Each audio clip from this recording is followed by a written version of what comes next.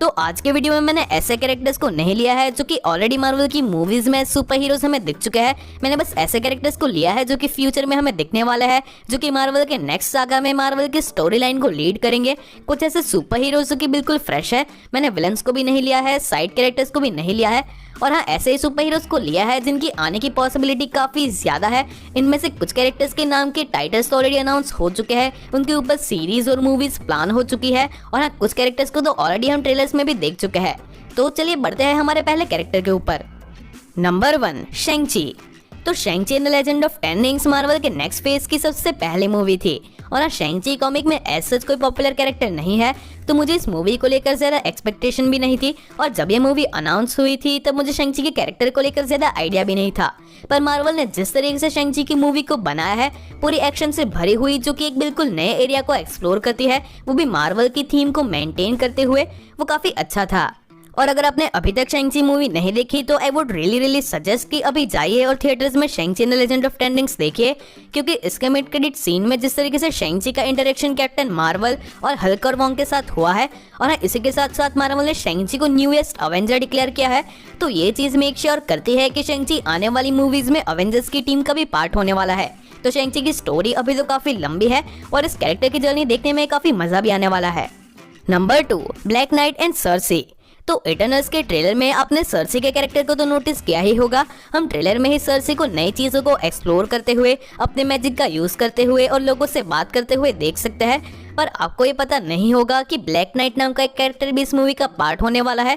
वही कैरेक्टर जिसे सर्सी बात कर रही है और उसे किट हैरिंगटन प्ले करने वाले हैं। और अब तक इस कैरेक्टर को अपने सुपर हीरो फॉर्म में ट्रेलर में या फिर किसी और जगह पे नहीं दिखाया गया, पर ये सुपर हीरो काफी ज्यादा ऑसम है। और इटर्नल्स की मूवी के बाद बाकी इटर्नल्स के कंपेयर में सर्सी और ब्लैक नाइट हमें मार्वल की नेक्स्ट मूवीज में ज्यादा पेयर होते हुए दिखेंगे, क्योंकि ये दोनों कैरेक्टर एक कपल है जो कि काफी लंबे टाइम तक अवेंजर्स की टीम का पार्ट भी रह चुके हैं। सर्सी की मैजिकल पावर्स के बारे में तो आपको पता ही होगा, पर ब्लैक नाइट की पावर्स के बारे में शायद आप नहीं जानते होंगे। ब्लैक नाइट के पास अबोनी ब्लेड नाम की एक स्वॉर्ड होती है जो कि काफी यूनिक पावर को कंटेन करती है। उसकी पावर ये है कि उसे विल्ड करने वाला जो इंसान होता है, वो जितना ज्यादा अनवर्दी होता है, वो ब्लेड उतनी ही ज्यादा स्ट्रॉन्ग होती जाती है।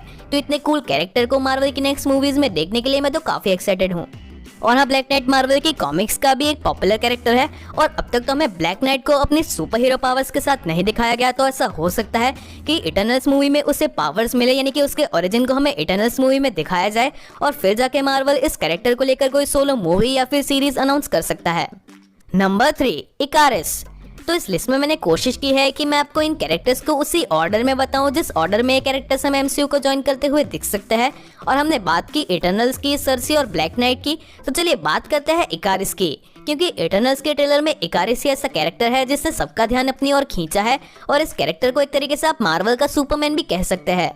पर यहाँ पे टीजर में हमें इकारिस के कैरेक्टर को जिस तरीके से दिखाया गया है, उसे उससे बिल्कुल डिफरेंट पोर्ट्रे किया जा सकता है, क्योंकि इटर्नल्स के डायरेक्टर ने भी एक कहा था कि इस मूवी में आपको होमलैंडर की झलक देखने को मिलेगी। हाँ वही होमलैंडर जो कि द बॉयज में हमें दिखा था, यानी कि सुपरमैन का एविल वर्जन। तो ऐसे लीक्स आए हैं कि इस मूवी में इटर्नल्स के बीच में भी अंदर अंदर कॉन्फ्लिक्ट होगा, जहाँ पे इकारिस बाद में एजैक को मार देगा और फिर अपने गिल्ट में वो वहाँ से चला जाएगा। तो इन शॉर्ट वो एक एंटी हीरो बन जाएगा। इसी की वजह से इकारिस और सर्सी में प्रॉब्लम्स आएंगे, क्योंकि वो दोनों एक कपल है, और फिर सर्सी ब्लैक नाइट के ज्यादा क्लोज जाएगी। तो स्टोरी मुझे काफी इंटरेस्टिंग लग रही है। लेट्स सी हमें क्या दिखाया जाता है। Number 4, Miss Marvel. तो साउथ एशियन ओरिजिन की ऐसी पहले कैरेक्टर जो कि एमसीयू का as a super hero join करने वाली है, पाकिस्तानी कमाला खान यानी कि मिस मार्वल। मिस मार्वल के पास अपनी इलास्टिक पावर्स है जो कि उसे टेरिजन मिस से मिली है। ये कैरेक्टर कूल है, कॉमिक्स में बिल्कुल नया कैरेक्टर है, और एक कैप्टन मार्वल की फैन गर्ल भी है। और इस कैरेक्टर को लेकर ऑलरेडी 2 प्रोजेक्ट कंफर्म हो चुके हैं। पहला तो मिस मार्वल की खुद की एक सीरीज है, और फिर ये कैरेक्टर हमें मार्वल की मूवी द मार्वल्स में दिखने वाली है। तो द मार्वल्स में इस कैरेक्टर को कैप्टन मार्वल के साथ टीम अप करते हुए देखने में मजा आएगा। इसी के साथ साथ मिस मार्वल की सीरीज की शूटिंग भी ऑलमोस्ट कंप्लीट हो चुकी है। इसके सेट फोटोज में आप इस कैरेक्टर का क्लियर लुक देख सकते हैं। और एक इंडियन ओरिजिन कैरेक्टर है, एक पाकिस्तानी ओरिजिन कैरेक्टर, तो काफी सारे इंडियन एक्टर भी इस शो में हमें दिखने वाले हैं, तो मजा तो काफी आएगा। Number 5, moon night. तो डीसी का बैटमैन जो कि पूरे सुपर हीरो जॉनरा के सबसे बेस्ट कैरेक्टर्स में से एक है, मेरा फेवरेट कैरेक्टर है। और अब मार्वल ने एक ऐसे कैरेक्टर को लेकर सीरीज अनाउंस की है जिसे बैटमैन की कॉपी करके बनाया गया था, यानी कि डार्क नाइट की copy moon knight. Moon knight Mark Spector नाम का एक आदमी होता है जिसे कुछ अपने ही लोग धोखा देते हैं जब वो इजिप्ट पे एक मिशन पे होता है। फिर घायल मार्क स्पेक्टर को वहाँ के कुछ ट्राइबल्स अपने इजिप्शियन मून गॉड कॉन्शु के पास ले जाते हैं, जिस गॉड की पावर्स की मदद से उसे अपनी लाइफ वापस मिलती है। वो अपने वेंजेंस को कंप्लीट करता है। फिर वो न्यूयॉर्क आके पैसा कमाता है, अपने लिए वेपन्स को भी डिजाइन करवाता है, ठीक बैटमैन की तरह। तो एक कैरेक्टर बिल्कुल बैटमैन की रेप्लिका है और इसे प्ले करने वाला है काफी फेमस एक्टर ऑस्कर आइजैक। तो इस सीरीज भी बिल्कुल डिसअपॉइंट नहीं करने वाले। इसकी शूटिंग भी काफी हद तक हो चुकी है और इसके सेट फोटोज भी आप अपनी स्क्रीन पे देख सकते हैं। Number 6, she Hulk. तो मार्वल एक नई एवेंजर्स की टीम बना रहा है जहां पे हमारे पुराने एवेंजर्स को भी कोई ना कोई और कैरेक्टर रिप्रेजेंट करेगा, जैसे कि कैप्टन अमेरिका को फैल्कन करने वाला है। ठीक इसी तरीके से मार्वल हल्क के कैरेक्टर को रिप्रेजेंट करवाएगा शी हल्क के पास। शी हल्क के कैरेक्टर को लेकर एक सीरीज अनाउंस हो चुकी है और उसके बाद ये कैरेक्टर अवेंजर्स को ज्वाइन कर सकता है। शी हल्क की सीरीज में हमें हमारा पुराना हल्क यानी कि मार्क रफेलो का ब्रूस बैनर भी दिखेगा। हमें वहाँ पे शायद अबोमिनेशन एज विलन दिख सकता है, रेड हल्क भी देखने को मिल सकता है। ऐसे कहीं सारी पॉसिबिलिटीज है। शी हल्क का रियल नेम जेनिफर वॉल्टर्स होता है जो कि ब्रूस बैनर की कजिन होती है और एक एक्सीडेंट के दौरान ब्रूस को उसे अपना खून देना पड़ता है, जिसकी वजह से उसके पास भी हल्क की पावर्स आ जाती है। और शैंग-ची के मिड क्रेडिट सीन में हमने देखा कि ब्रूस बैनर वापस से हल्क में से ट्रांसफॉर्म हो चुका है। तो ये कैसे हुआ ये भी शायद हमें शी हल्क की सीरीज में ही एक्सप्लेन किया जाएगा। और शी हल्क का ओरिजिन काफी स्ट्रेट फॉरवर्ड है, तो देखते हैं कि मार्वल इस सीरीज को भी कितना इंटरेस्टिंग कर सकता है। Number 7, ghost rider. तो मार्वल हमारे पुराने एवेंजर्स को रिप्लेस करके एक नई एवेंजर्स की टीम बना रहा है। एट द सेम टाइम वो मिस मार्वल जैसे कैरेक्टर्स को इंट्रोड्यूस करके यंग एवेंजर्स की टीम का बेस भी बनाने में लगा हुआ है। तो साथ साथ मार्वल एक मिस्टिकल एवेंजर्स टाइप टीम भी डेवलप कर रहा है, जहाँ पे डॉक्टर स्ट्रेंज के साथ मून नाइट और ब्लेड जैसे कैरेक्टर्स होंगे और साथ में हो सकता है हमारा फेवरेट घोस्ट राइडर। और यहाँ पे मुझे घोस्ट राइडर का या फिर स्पिरिट ऑफ वेंजेंस का ओरिजिन बताने की जरूरत नहीं है। हम ऑलरेडी इस कैरेक्टर को लेकर सोनी की 2 मूवीज देख चुके हैं। हमें एजेंट्स ऑफ शील्ड में भी घोस्ट राइडर देखने को मिला था, हालांकि वो रॉबी रेस का घोस्ट राइडर था, पर अब ये सीरीज भी एमसीयू में कैनन नहीं होती। तो रूमर्स और रिव्यूज तो ये कहते हैं कि हमें मल्टीवर्स ऑफ मैडनेस में घोस्ट राइडर देखने को मिलेगा, वो भी डॉक्टर स्ट्रेंज के साथ टीम अप करता हुआ। और फिर आगे जाके इस कैरेक्टर को लेकर मार्वल में मूवीज या फिर शोज भी अनाउंस हो सकते हैं। तो रिव्यूज मानना तो काफी मुश्किल है, पर हाँ अगर ये चीजें सही होती है तो एक काफी लोगों के लिए ड्रीम कम ट्रू होगा कि घोस्ट राइडर को डॉक्टर स्ट्रेंज के साथ टीम अप करते देखना या फिर उसे अवेंजर्स को ज्वाइन करते हुए देखना। Number 8, American शेवेज। तो American शेवेज doctor strange into multiverse of madness में दिखेगी, इस चीज के कंफर्मेशन अब आने लगे हैं। और इस कैरेक्टर के ओरिजिन को देखकर ये बात ऑब्वियस भी है। अमेरिकन शेवेज एक अल्टरनेट या फिर पैरेलल यूनिवर्स से होती है जो कि डिस्ट्रॉय हो रहा है और इस डिस्ट्रक्शन के बीच उसकी मदर उसे किसी और यूनिवर्स में भेज देती है जो कि मार्वल का मेन यूनिवर्स होता है। और उसके इसी ओरिजिन की वजह से वो मल्टीवर्स ऑफ मैडनेस में दिखेगी। और आई एम श्योर कि इस मूवी के बाद उसका अपीयरेंस होगा किसी और यंग एवेंजर्स की मूवी में, जहाँ पे उसका टीम अप दूसरे यंग एवेंजर्स के साथ होगा, जैसे कि कमाला खान। और ये कैरेक्टर काफी पावरफुल है, तो इसका अपीयरेंस जब भी होगा वो एक्शन से भरा हुआ होगा। नंबर 9, जेन फॉस्टर। तो जेन फॉस्टर हमें पहले भी मार्वल की मूवीज में दिख चुकी है, थॉर की फर्स्ट मूवी में, थॉर द डार्क वर्ल्ड में और इवन एंड गेम में। पर अब तक वो हमें अपने सुपर हीरो फॉर्म में नहीं दिखी, यानी कि माइटी थॉर के फॉर्म में। कॉमिक्स में वो म्योनिर को वील्ड कर चुकी है, उसके लिए वर्दी बन चुकी है। और जब थॉर अनवर्दी था तब उसने ही लेडी थॉर बन के एवेंजर्स को ज्वाइन किया था। और ऐसा ही कुछ हमें दिखने वाला है थॉर की upcoming movie Thor love and thunder में, क्योंकि इस मूवी के डायरेक्टर टाइका वाइटिटी ने कॉमिक कॉन के दौरान जेन फॉस्टर की एक्ट्रेस नेटली पोर्टमैन के हाथ में म्योनिर दिया था और ये भी कंफर्म किया था कि Thor love and thunder movie का टाइटल जो है उसमें लव वर्ड जेन फॉस्टर की माइटी थॉर बनने की जर्नी को ही रिप्रेजेंट करता है। और कुछ लोग जेन फॉस्टर के माइटी थॉर के कैरेक्टर को लेकर और इवन शी हल्क के कैरेक्टर को लेकर थोड़ा डिसअपॉइंट है, क्योंकि उन्हें ऐसा लगता है कि कैरेक्टर्स थॉर और हल्क को रिप्लेस करेंगे। और ये बात सही भी है, मैं भी ऐसा मानता हूँ कि अगर उन्हें इस कैरेक्टर को दिखाना है तो उन्हें थॉर को डिग्रेड नहीं करना होगा, क्योंकि हमें थॉर को भी अपने फुल पोटेंशियल में देखना है। और अगर उसके साथ साथ जेन फॉस्टर भी हो अपने हाथ में म्योनिर लेकर, तो वो थॉर फैंस के लिए एक ट्रीट जैसा होगा। Number 10, Hercules. तो Thor love and thunder movie से जेन फॉस्टर के अलावा मार्वल कॉमिक्स का एक और पावरफुल और पॉपुलर सुपर हीरो है जो कि एमसीयू को ज्वाइन कर सकता है, और वो सुपर हीरो है हरक्यूलिस।